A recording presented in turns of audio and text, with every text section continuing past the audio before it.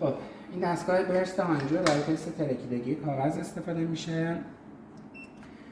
با استفاده از فکی که داره و فشار هوا نمونه رو میگیره و لاستیک با فشار روغن بزرگ میشه و کاغذ رو میترکونه. خب وقتی میریم روی تست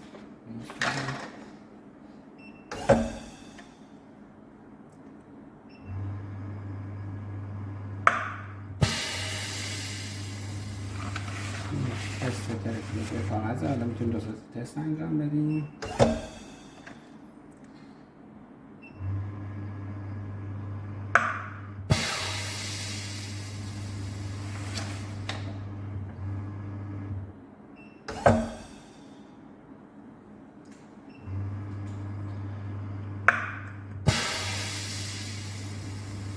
بعد میریم روی دیتا